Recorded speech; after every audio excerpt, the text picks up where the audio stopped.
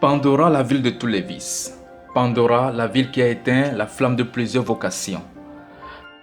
Pandora, source d'inquiétude, de désolation, cauchemar des autorités. Ville rebelle, Pandora parviendra-t-elle à avoir raison du père Chaminade? Trois principaux dangers, CDD, crime, diffamation, débauche guettent ce nouveau pasteur.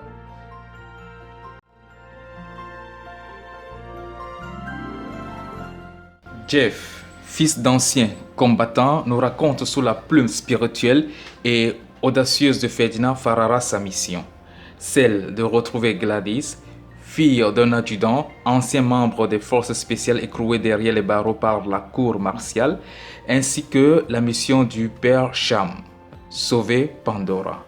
Réussiront-ils? Pour le savoir, suis cette vidéo jusqu'à la fin, abonne-toi et active la cloche de notification pendant que le générique passe.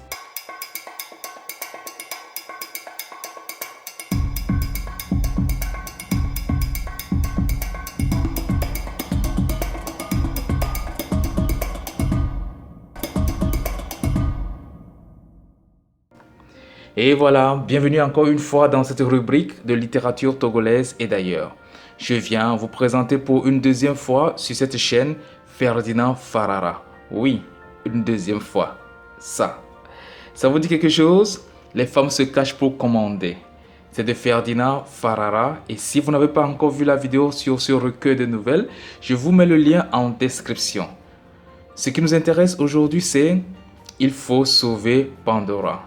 Un roman de 248 pages écrit par l'écrivain togolais Ferdinand Farara dans un style, je l'ai dit plus haut, spirituel et audacieux. Spirituel parce que tout au long de ce roman, il y a une tension qui propulse les personnages. Dans une quête de liberté, ils auront à lutter sainement pour choisir entre le bien et le mal. Et le lecteur s'interrogera sur des questions existentielles en face de leur choix de vie, en face du sort que l'auteur omniscient a réservé à ses personnages. Un style audacieux quant au thème évoqué: fidélité, éducation de la jeunesse, justice, famille, mariage, gouvernance, politique, religion, droits de l'homme, la mort, la liberté, la vengeance, etc. Farara a touché à tout. Non seulement il a réussi à trouver à tous les personnages de ce roman une mission, d'aucuns pour le bien et d'autres pour le mal. Farara a réussi à donner également une mission au lecteur que nous sommes vous et moi. Oui, en lisant ce roman, j'ai trouvé un fil conducteur qui me servait de guide et qui me précipitait malgré moi à achever la lecture de ce récit, question de réussir ma mission.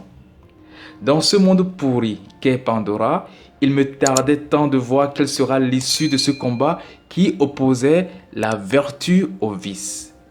Qui de Pandora au Cham vaincra? Dans cette lutte entre le loup et l'agneau, qui des deux finira dans le ventre de l'autre? Pour le célèbre fabuliste Jean de La Fontaine, la réponse est évidente. Toutefois, ne concluez pas si vite. Pas avant d'avoir lu Il faut sauver Pandora. Bon, avant d'aller lire, je vous livre ici mon résumé, on y va. Nous sommes à Accra. La mère de Jeff lui remet une médaille. Il a une mission, retrouver la fille dont le nom est écrit sur la médaille. Gladys. Gladys est la fille unique de Tarsis. Tarsis est adjudant de l'armée. À l'issue d'une mission de capture qui a mal tourné, il est envoyé derrière les barreaux. Sa fille le déteste et ne lui rendra pas visite en prison. Elle est dévastée car la négligence de Tarsis a coûté la vie à Tom, son fiancé. Elle ne lui pardonnera pas cela. Elle disparaîtra dans la nature. Jeff est chômeur. Son père, le major Bamou, ne l'apprécie guère. Bamou est un compagnon d'armes de Tarsis. Sous les menaces et pressions de Bamou, Jeff se lance dans un emploi. Il part à Lebundkom. Il travaille dans un parc et là il rencontre Chaminade ou affectueusement Cham, le fils de son cousin François. François est étonné qu'à 18 ans, son fils rougit toujours devant les filles. Il se décide de lui enseigner des techniques de drague. Peine perdue, Cham a fait son choix, servir Dieu et les hommes en faisant le vœu de chasteté. 5 ans plus tard, Jeff change de métier, il retourne à Accra, aucune nouvelle de Gladys. Entre-temps, la mère de Jeff lui dit d'abandonner cette mission, oublie Gladys. Chaminade est déployé à Pandora, c'est là qu'il doit servir. À peine arrivé, il a été baptisé par le chef des gangs et prosélyte de la ville, Navi, le bâtard. Jovial lui soutire son porte-monnaie. Jovial est l'incarnation de la débauche. Elle multipliera des approches pour prendre l'abbé Cham dans son hameçon. Cham va résister. Et sa résistance révélera à Jovial qu'elle avait le choix et que se réfugier dans la prostitution ne guérira pas ses profondes blessures. Méfiante, elle commence à se rapprocher du prélat et un malentendu lui fera ouvrir le cœur. François décide de rendre visite à son fils Cham. Il se fait accompagner par Jeff. À Pandora, Jeff retrouve Gladys avec un passé lourd de gang et de prostitution. Il tombe amoureux d'elle et veut l'épouser. C'est toute une autre histoire. Vous savez, pour les corps habillés, l'honneur n'est pas un mot, mais une vie. Le mariage Jeff et Gladys ne passe pas. C'est un opprobre. C'est un déshonneur de laisser son fils épouser une Oloos, une Achao, dont l'intimité à ciel ouvert a fait le tour des réseaux sociaux. Même si celle-ci est la fille de son ancien frère d'armes, même la mère de Jeff est contre. Certainement, elle regrette d'avoir mis son fils sur cette piste. Jeff et Gladys tiennent à leur amour. Réussiront-ils? Dans Il faut sauver Pandora, la brebis a vaincu le loup. Si. Dans le bras de fer entre le père Cham et le chef de gang Navi et son acolyte Janjour, le père Cham sera le héros. Il sera victorieux. Et l'amour vaincra malgré l'opposition du major Bamou. Oui, de Pandora, quelque chose de bon peut sortir. Farara ne perd pas espoir. Oui, et il nous communique son espérance. Certes, il y a des brebis galeuses qui ont salé la réputation des bonnes. Mais la présence des brebis galeuses ne confirme-t-elle pas celle des bonnes brebis, saines et pures? Passons maintenant à la découverte de quelques personnages. Jeff, narrateur principal, il semble être faible de caractère, mais il vient toujours à bout de ses desseins. Il sort toujours vainqueur de tout conflit.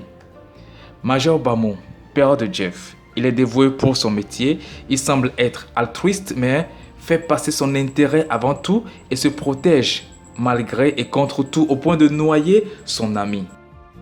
Tarsis, adjudant, compagnon d'armes de Bamou, dévoué, membre clé des forces spéciales, se retrouve malencontreusement en prison. Il sortira et rencontrera Jeff sans savoir que ce dernier est le fils de Bamou. Il mourra dans un choc devant Jeff. Père Chaminade, présenté d'abord comme un garçon timide, il sait être franc devant son père. Il n'hésite pas à lui dire souvent non. Il est tenace. Un caractère qui lui sera utile dans la conquête de Pandora. Navi, fils du roi de Pandora ou du président Awafiaga, souffre du syndrome de bâtard, chef de gang. Le loup de Pandora sera poursuivi par l'armée. Il cherchera refuge auprès de la brebis, le père Cham. Le berger est dans le dilemme, protéger le loup ou le dénoncer. Gladys, prostituée à la solde de Navi, souffrant d'un lourd passé, elle enterre son vrai nom, Gladys, pour porter le surnom Jovial. Son cœur endurci sera touché par la ténacité et la persistance du père Cham. Il y a encore plein de personnages, mais à présent explorons un peu quelques thèmes. J'ai retenu pour vous 4. Le conflit. Beaucoup de relations sont conflictuelles dans Il faut sauver Pandora. Le roman débute sur le conflit Jeff et son père. On aura le conflit entre Chaminade et son père, Myriam et son père, Navi et ses pères, le gouvernement central et la ville de Pandora, le bien et le mal. Farara peint le conflit perpétuel qui fait avancer ce monde et il fait gagner l'amour sur la haine, le salut sur la perdition, l'autorité légitime sur la rébellion, le bon sens sur la folie et j'en passe. La religion. Ferdinand Farara n'a pas peur de faire face aux détracteurs de l'Église. Il confronte leurs arguments dans ce roman et montre qu'on peut voir les choses différemment et on peut incarner le changement désiré. La politique. On ne défie pas l'État. Quand il sonne la fin de la récréation, c'est que c'est fini. L'éducation de la jeunesse. Au-delà de tout ce qui vient d'être cité, l'éducation occupe une place importante dans cet ouvrage. Pour l'éducateur Ferdinand Farara, la formation de la jeunesse est capitale. Elle est la société de demain. Il lui consacre tout un chapitre. Dans le chapitre 7 de la troisième partie de Il faut sauver Pandora, Tarsis s'adresse au jeune Théophile. La jeunesse dotée de courage, d'une grande capacité d'imagination et d'innovation, pleine d'émotions avec du goût pour l'aventure, manque de réceptivité. Cette génération de bruit, génération tête baissée, n'écoute plus. Elle veut avoir tout et tout de suite. La musique adoucit les mœurs, dit l'adage. Toutefois, Tarsis constate avec amertume que la musique que les jeunes écoutent aujourd'hui fait l'apologie des vices et des contre-valeurs. L'honnêteté, la fidélité, la vérité, bref, la vertu ne sont plus d'actualité. Cependant, Tarsis ne perd pas espoir, il croit toujours en la jeunesse. La jeunesse est l'avenir en marche. Il sait qu'il y a des jeunes qui lisent et qui réfléchissent encore, contrairement à ce qu'on peut penser. Cet espoir, Farara nous le transmet dans son ouvrage et particulièrement dans ce chapitre. Toujours près des jeunes, il s'investit davantage pour ressortir de le meilleur. Dans tout l'ouvrage, l'écrivain ne nous donne pas assez d'informations sur Théophile. Comme pour dire, Théo, c'est toi. Théo, c'est moi. Théo, c'est nous. En effet, si vous êtes jeune, vous trouverez dans ce chapitre les éléments clés pour mieux assumer votre jeunesse en harmonie avec la génération passée. Et si vous êtes adulte, vous y trouverez ce qu'il faut pour comprendre la jeunesse et mieux la conseiller. Cette lettre de Tarsis à Théophile, je vous la recommande vivement. Elle doit tomber dans plusieurs mains et courir les réseaux sociaux. Faisons court. Que retenir de Il faut sauver Pandora de Ferdinand Farara? Personnellement, je trouve que l'auteur a transposé son rêve dans ce roman.